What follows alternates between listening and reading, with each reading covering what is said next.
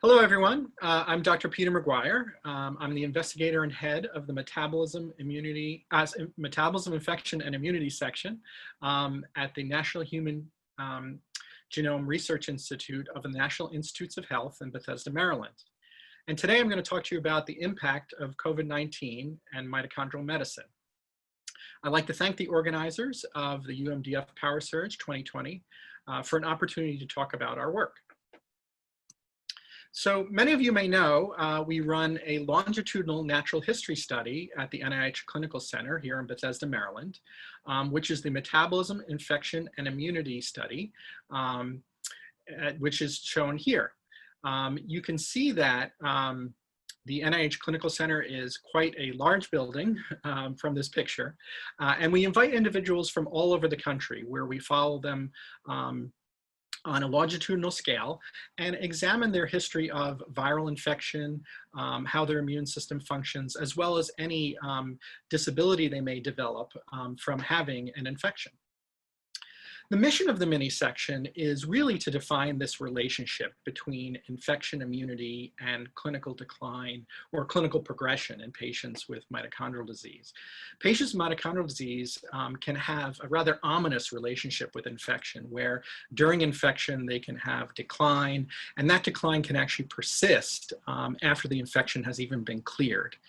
And the way we do that is first by conducting clinical research, and from that clinical research we form mechanistic hypotheses, or we ask questions about, why do patients with mitochondrial disease have such difficulties with infection? And is it all patients, or is it only certain types of mitochondrial diseases?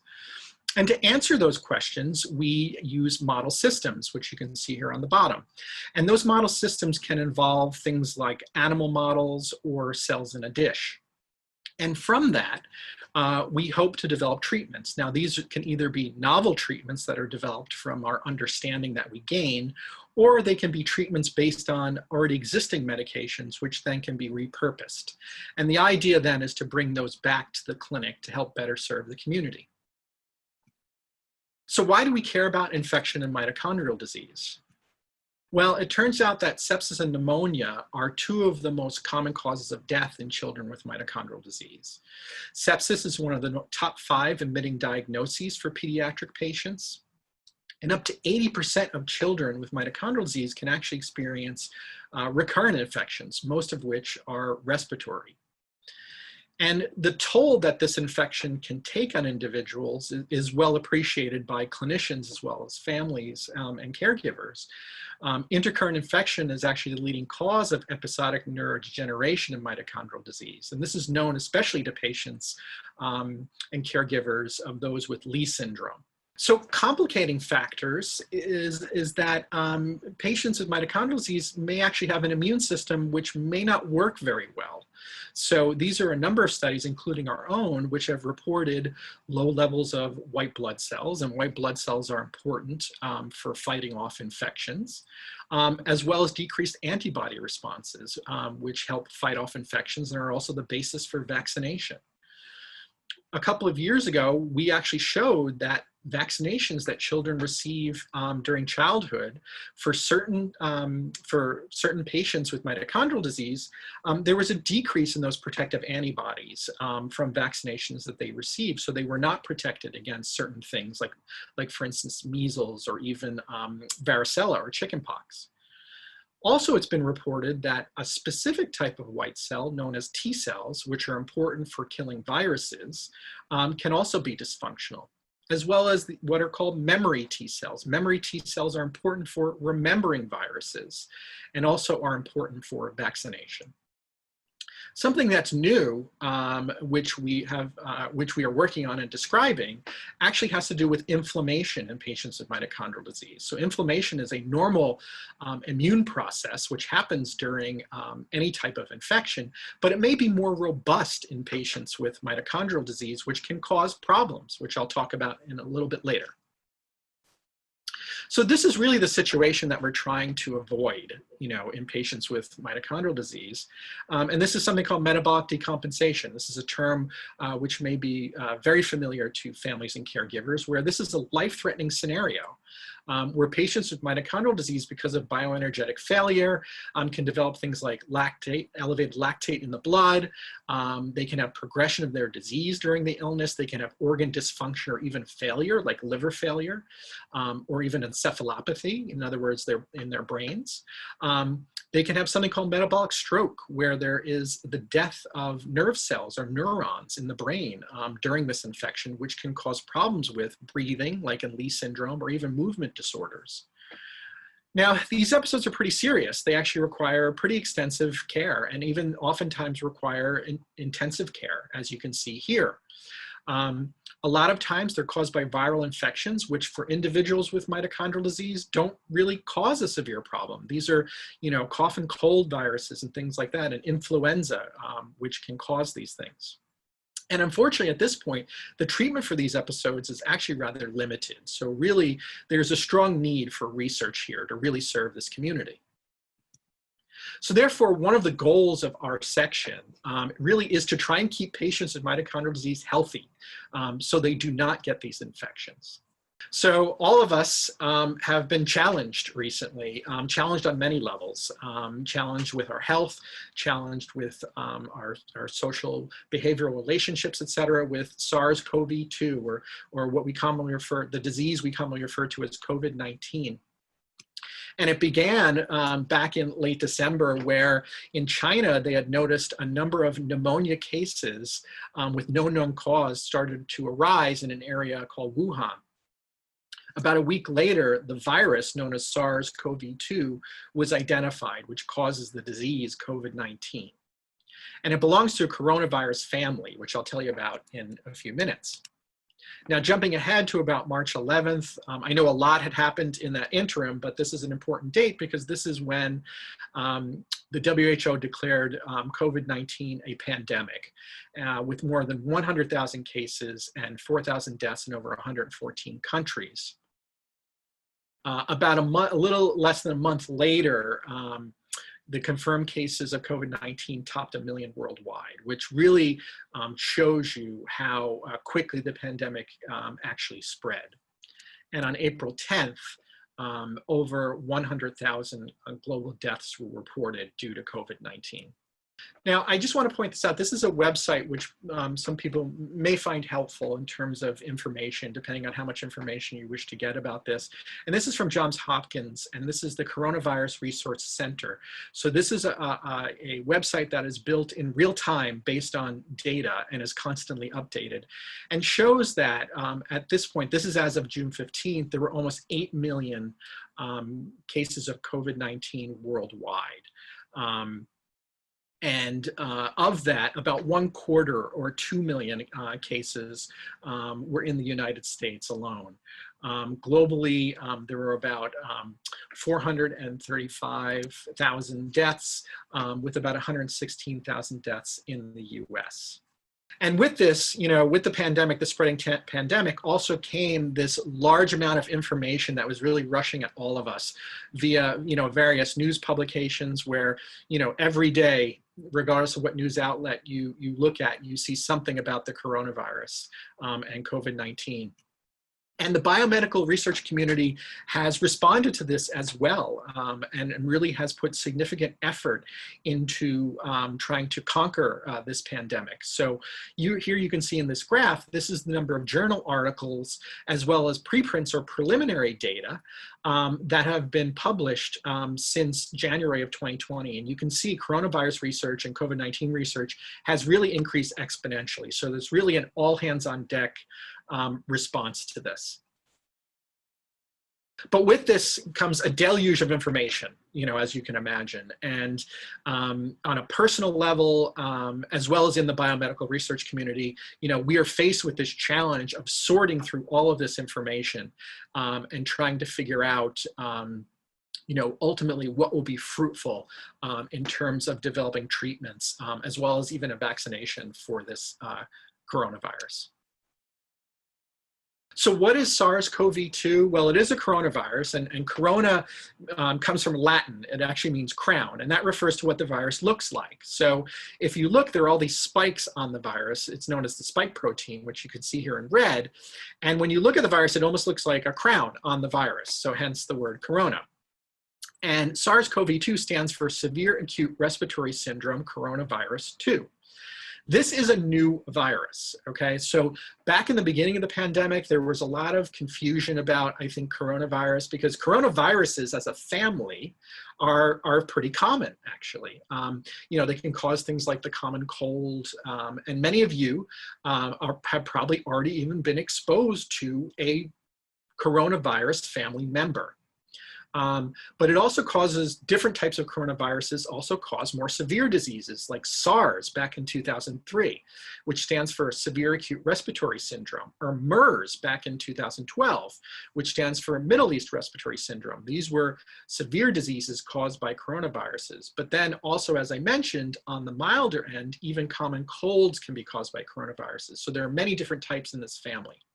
The current SARS-CoV-2, the genetic evidence suggests that it started in animals before it actually spread to humans.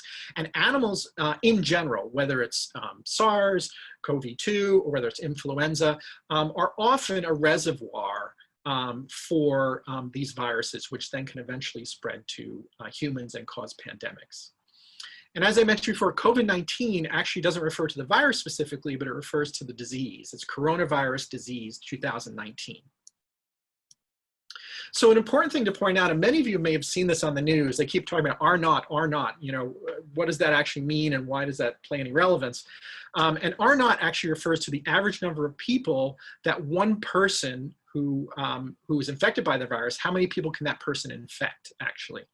And you can see for H1N1, which is influenza, as well as the seasonal influenza, it has an R naught of 1.2 to 1.6. So meaning that one person can infect between 1.2 and 1.6 people. Some highly deadly viruses like Ebola and SARS and MERS have varying R naughts. Ebola has between 1.6 and 2, and part of that's because a lot of people with Ebola actually die. It's a pretty severe, you know, virus, essentially. SARS back in 2003 had an R naught between 2 and 4, and MERS back in 2012 had an R naught between 2.5 and 7.2. The current COVID-19 has an R naught between 2 and 2.5. Sometimes you see it even as high as 4, but generally it's around 2.5.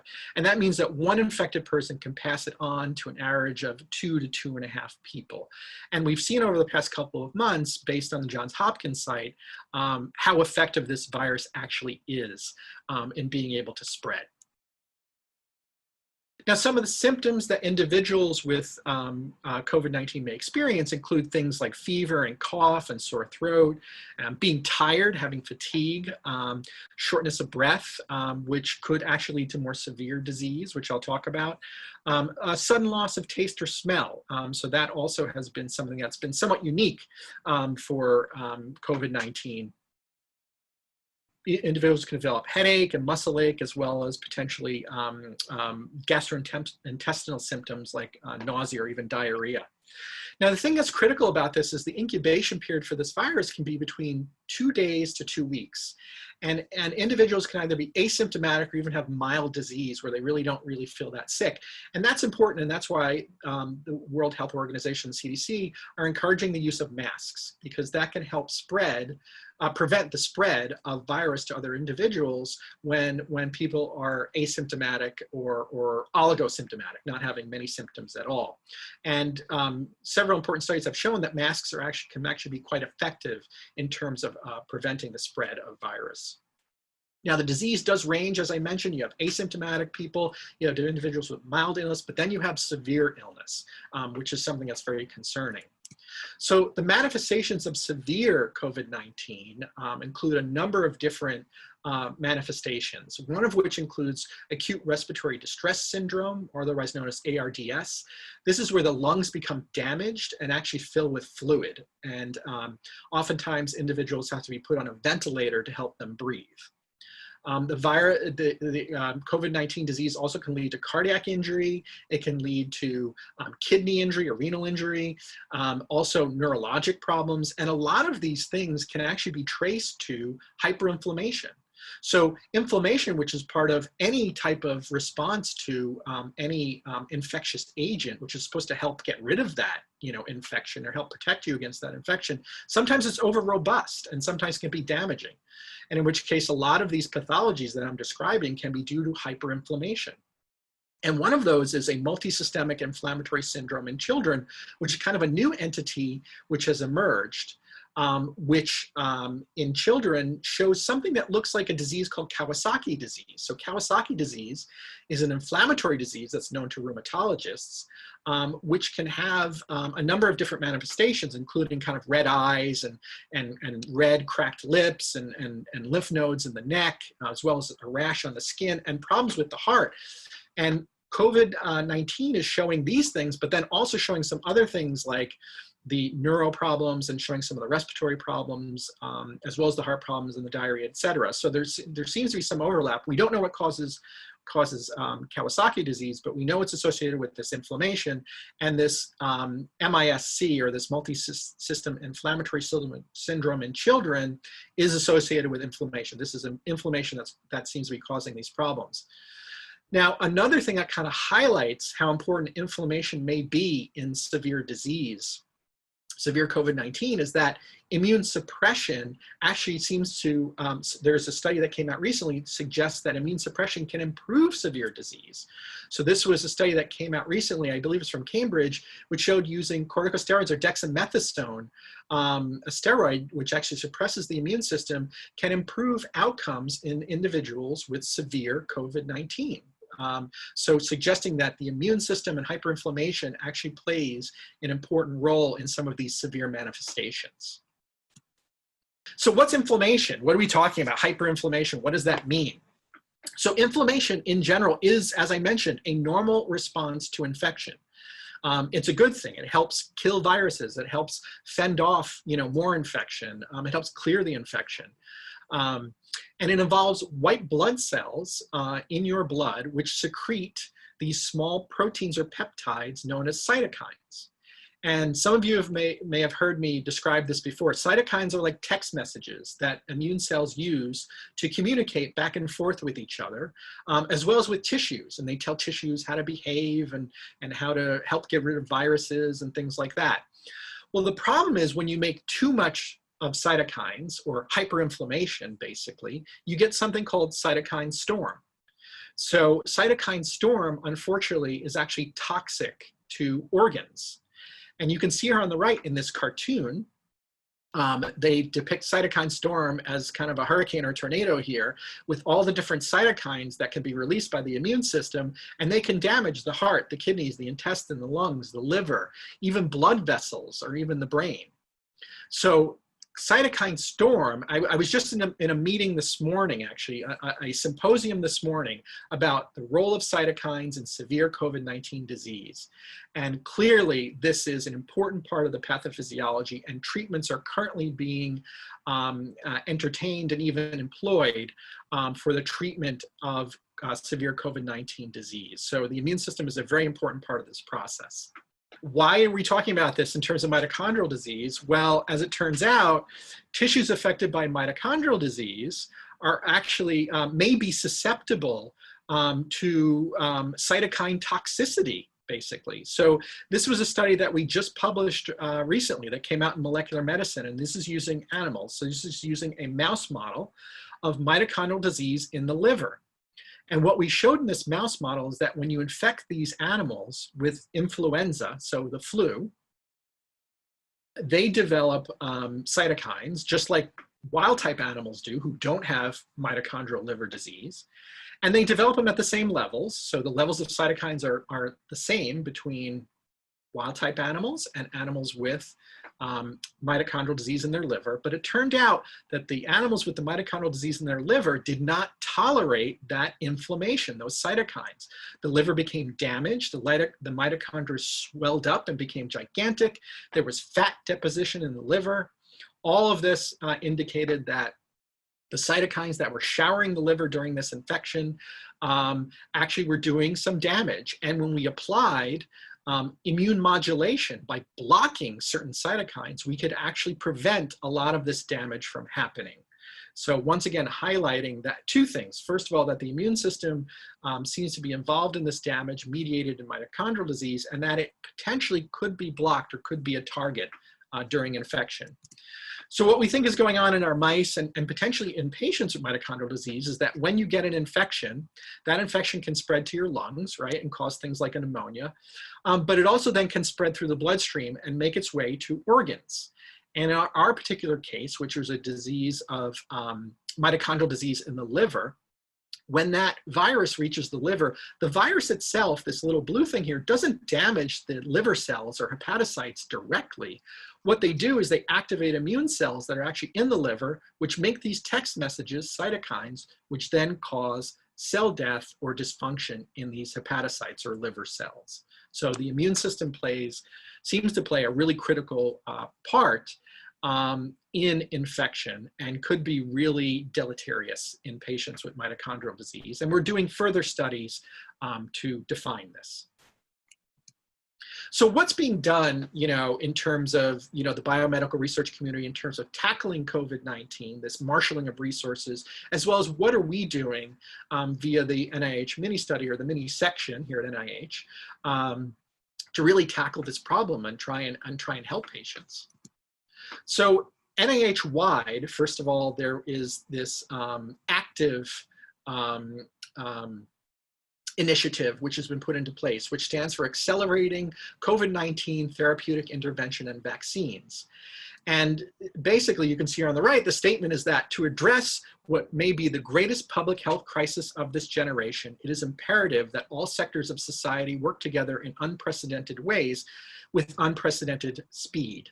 So to do that, the NIH formed a public-private partnership between government and various companies to develop these working groups to really try and move the biomedical research forward. So it included working group areas such as preclinical research, development of clinical therapeutics for patients, looking at clinical trials and clinical trial capacity, and then of course vaccines, to try and accelerate the evaluation of vaccine candidates and identify biomarkers to help speed approval, and also provide evidence to address safety concerns. So this is a NIH-wide public-private partnership to try and help move things forward and really address the COVID-19 pandemic. One thing I also want to point out in terms of these different therapeutics and different vaccines that are being developed, there's a really good website which is run on this website called STAT. If you just query on Google, COVID-19 Drugs and Vaccines Tracker, you will find this website, which is supported by Johnson & Johnson, which includes treatments and vaccines. So currently, in the treatment category, there are 9 preclinical studies, there are 6 phase 1 trials, 1 phase 2 trials for a stem cell therapy. That stem cell therapy is specifically addressed at the lung disease for COVID-19 and people who have severe lung disease like ARDS. There are 2 phase 2 trials, one of which is remdesivir, which is the antiviral, which many of you may have been hearing about. And another one is using anti-GM-CSF, so an anti-cytokine, blocking a cytokine, basically. So really trying to deal with this inflammation. There are a number of vaccines that are currently being looked at. There are 8 preclinical studies at the moment. So these are in animals or other systems, not in humans yet. But then there are 5 phase 1 trials and 2 phase 2 trials. So those are ongoing. So this is a good website to kind of keep track of what's going on and try and get a handle on this deluge of information that's actually hitting us all. So what are we doing as far as the NIH mini study to address the COVID-19 pandemic? So first of all, the NIH mini study, for those of you who are familiar with it, and for those of you who are not, it's a study of infection and immunity in patients with mitochondrial disease, and it's been going on for about 6 years now. And we do have, within our protocol, we do see patients at the NIH Clinical Center, but we also have remote enrollment. So for individuals who are unable to travel to the NIH or during this pandemic, for instance, we are able to enroll patients remotely and even collect samples remotely. And then once it becomes safe to travel, for those individuals who are able to travel, we then can invite them to NIH Clinical Center to finish off the rest of our studies. But concerning COVID-19 specifically, back in late February, actually early March, we partnered with the UMDF, with Dr. Filieski, as well as Dr. Bruce Cohen, to develop this COVID-19 position statement, which pointed to some of the mitigation strategies that patients could use to help protect themselves against COVID-19. And that was a really important document, I think, at least in the early stages, to try and help patients kind of understand what was going on and some protection measures that they could employ. From that conversation then came, in collaboration with UMDF, with NAMDAC, People Against Lee Syndrome, we developed this questionnaire as part of phase 1 of how we were addressing the COVID-19 pandemic. And this questionnaire went out via those various patient advocacy groups, and some of you may have filled it out, and I wanted to thank you very much for doing that. It was very important. And coming up in another presentation, Dr. Eliza Gordon-Lipkin is going to tell you about some of the findings from that initial questionnaire and what we're learning about the impact of COVID-19 in the mitochondrial disease community. So in that initial survey, we had over 450 participants. So really, we're very thankful that the mitochondrial disease community has really embraced the survey and really given us a lot of really important information that we're going to share. Later in April, we actually had a session of Ask the Mito Doc, which addressed specifically COVID-19, and I was a part of that call. We had a lot of attendees, got a lot of really good questions, and I thought it was a really good information sharing session. As part of phase 2 of our efforts for COVID-19, we actually now have a remote enrollment protocol for individuals who actually have contracted COVID-19. So for individuals with mitochondrial disease who have a confirmed diagnosis of mitochondrial disease and have contracted COVID-19, we are actually able to enroll you remotely in our protocol. And whether you wound up staying at home or going to see your doctor, even got hospitalized, we can coordinate remotely in terms of collecting information about the individual's experience with COVID-19 and how severe it was, and what treatments were employed, et cetera. And this is important for understanding who may potentially be susceptible to this disease, because mitochondrial disease can be quite broad. So understanding who's susceptible and what their clinical course was is really crucial to understanding this pandemic. As part of phase 1, we are now in June. So things have certainly changed, right, since we first started in April. And what I mean by that is that now certain states are actually starting to reopen. So some of the guidelines have changed, and each state is kind of opening in different phases, and it may be different in different states. So this is a really unique time to understand, once again, by a questionnaire, which is now on the internet, you may have received via UMDF or PALS or NAMDAC, to understand what's going on now with this reopening as it's going on. The questionnaire actually is still open now. And I would encourage people to please go and fill out the questionnaire so we can learn as much as we can during this reopening phase of the United States. So now I'm going to tell you about some studies we have that are upcoming and planned. So basically, how are we continuing to address the COVID-19 pandemic, but even beyond that, because we do have this continued interest in viral infection and patients with mitochondrial disease. So in the late summer and fall of 2020, phase 3 of our COVID-19 response includes looking for COVID-19 exposure, or in other words, antibodies, in patients, in children with mitochondrial disease, as well as their household contacts. And the exciting part about this is a study that can be done remotely. So basically what we can do is we can send a package to you in your home. And in that package is basically a questionnaire that's filled out by members of the household, as well as a blood sampling kit for the individual with mitochondrial disease, as well as other individuals in the household. And the reason we're doing that is because if you look at the list of places where people are exposed to COVID-19, near the top is actually the household. So with the questionnaires, we can assess exposure risks And then by collecting blood, those we can then eventually look for antibodies to SARS-CoV-2. So those materials are sent back to the NIH and we do our analyses. As I mentioned, we look for antibodies. We assess exposure risk by our questionnaires. But then what's important is not only is somebody exposed, because all antibodies determine is whether someone's exposed, but did they develop illness? And how severe was that illness? Did they wind up in, going to the hospital, or were they treated for it or taken care of at home? And that's important for understanding the impact of this infection potentially on the mitochondrial disease community. We can also look at the immune response to other viruses in this blood sample that you send to us.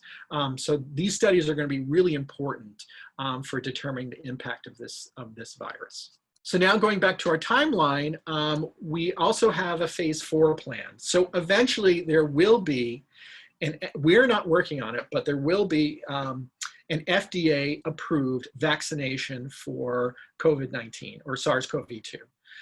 And with that, similar to what we've done in the past with childhood vaccination, we would like to see whether individuals with mitochondrial disease actually develop protective antibodies and T cells to this vaccination. So this is something that we can do at the NIH Clinical Center or even potentially enroll people remotely. It depends on how the technology works. But basically involves collecting blood, and then within that blood sample, looking for SARS-CoV-2 antibodies as well as T cells against the virus as well. And then the individual is offered vaccination, okay? The immune system takes a little bit of time to respond. It usually takes over a month or so. So then later on, about 4 to 6 weeks later, we can then take a blood sample again and look for SARS-CoV-2 antibodies as well as T cells against SARS-CoV-2.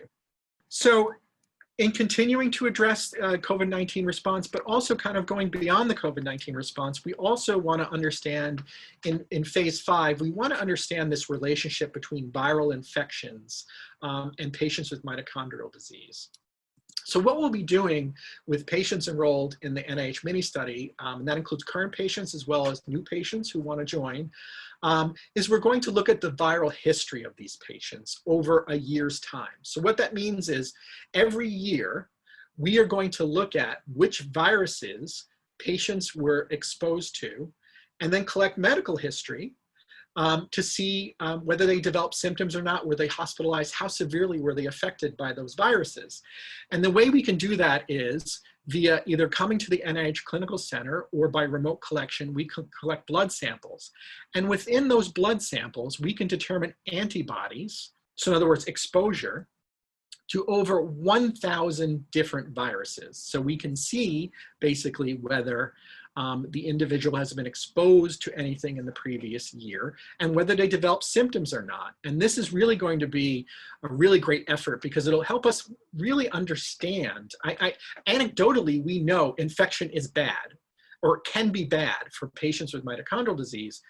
We want to know, well, which viruses are these, and which patients are being affected? Is it all mitochondrial disease? Is it only certain populations of patients, be it Lee syndrome or Pol-G, disease, or, so this will allow us to really dig down deep and look at this relationship between viral infection and patients with mitochondrial disease. So these are our efforts which are ongoing to address the COVID-19 pandemic as well as beyond. We are committed to this community. We are committed to understanding viral infection and how it affects patients with mitochondrial disease in terms of causing disability as well as potentially death, unfortunately, in this population.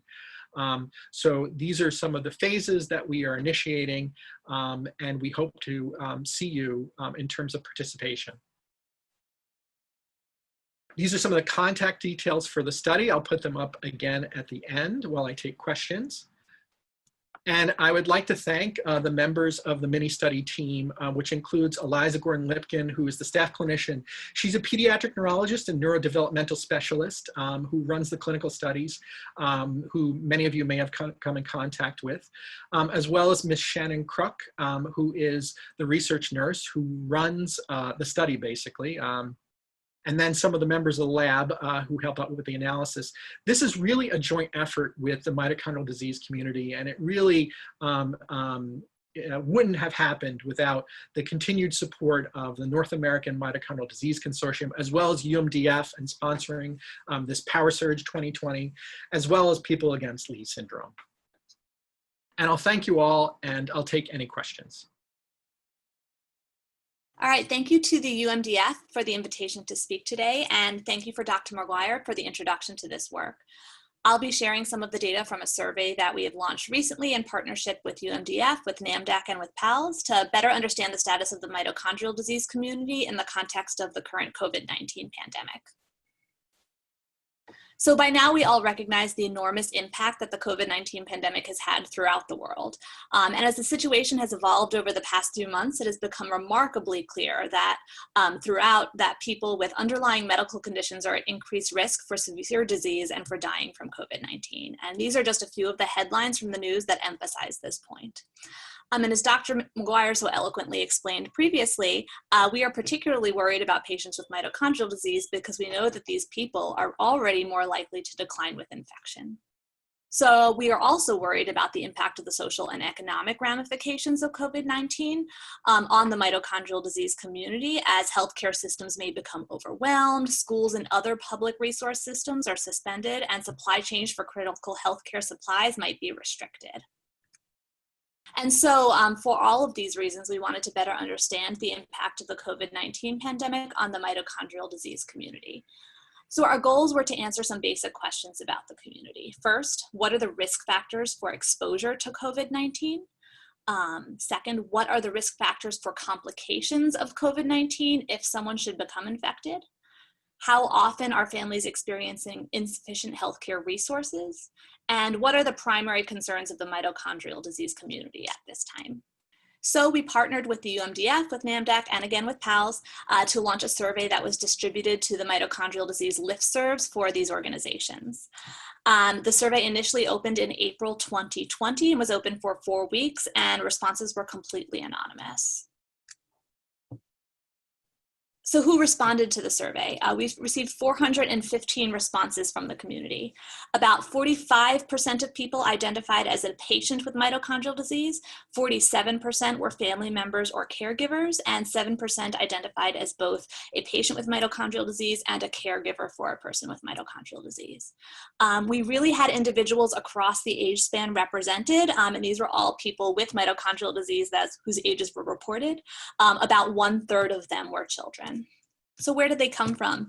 Participants came from all over the United States and also several other countries. 6% were international, and 42 United States and DC were all represented. People primarily came from suburban communities. About 60% reported that they lived in a suburban community, 23% reported that they lived in a rural setting, and 16% reported that they had lived in an urban community. So what type of mitochondrial diseases do people report? A broad spectrum of types of mitochondrial disease were represented. The largest categories were mitochondrial disease not otherwise specified and mitochondrial myopathy, but Lee's syndrome and MELAS were also reported in large groups, and a wide range of other types of mitochondrial disease were also represented. So CPEO, Pulgi-related disorder, and Curran-Sayers syndrome were also represented in this group. 65% of people who responded to the survey reported that the individual had an identified pathogenic mutation. Then we asked about other medical conditions which may or may not be part of the patient's mitochondrial disease. Specifically, we asked about a list of conditions that were listed by the CDC as risk factors for severe COVID-19 disease, meaning that if people with these conditions get COVID-19, they are more likely to become very ill, requiring, for example, ICU or ventilator support. The 3 most common conditions from this list that our participants reported were asthma in 27%, respiratory muscle weakness in 36%, and immunodeficiency in 32% of our patients. Most importantly, overall, 75% of patients with mitochondrial disease had at least one of these conditions. So regarding COVID-19 specifically, fortunately, very few people reported infections or known exposures.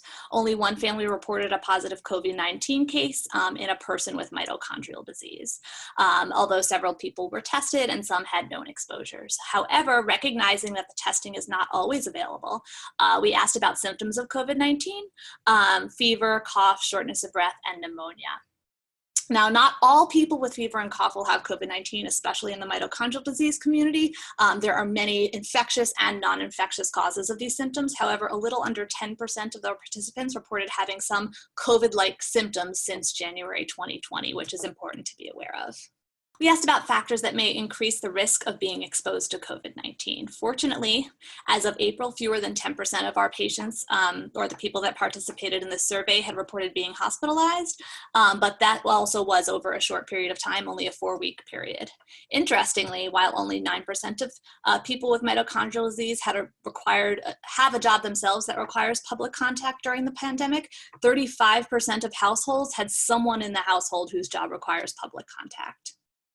And then other exposure risks include visiting healthcare settings where other people might be sick in that setting. So 12% of people had to visit an ER during this time, and 55% of people visited their doctor's office. Then we looked into healthcare access. So interestingly, a good number of people had experienced telehealth visits during that period. So 17% of people reported that they had a telehealth visit for COVID concerns with their doctor, and 35% of people had a telehealth visit for other reasons. So a good number of people are having access to telehealth visits, although not everyone. And then we asked about what families weren't able to get that was standard for their mitochondrial disease care. Fortunately, the majority of patients were able to get the care that they needed, but 10% of people were unable to obtain medications during the pandemic. 17% of people were unable to obtain specialized medical supplies during the pandemic. 10% weren't able to receive their home nursing care that they needed during the pandemic. And almost 1/3 of therapies were actually canceled during the pandemic. And then understanding the financial security of the household during the economic crisis could have implications for the health of patients with mitochondrial disease. So we addressed this topic as well. 42% of people responded that the pandemic has impacted the financial security of their household. Finally, we asked a big open-ended question. What is your greatest concern regarding COVID-19? This image right here shows a word cloud that was generated from our responses, where the larger words are more frequently used in the responses that we got from our 400 and so respondents, and smaller words are less frequently represented. So as you'll notice in this image, hospitalized, dying, contracted the virus, COVID, mitochondrial disease are all very large and important represented words in this word cloud.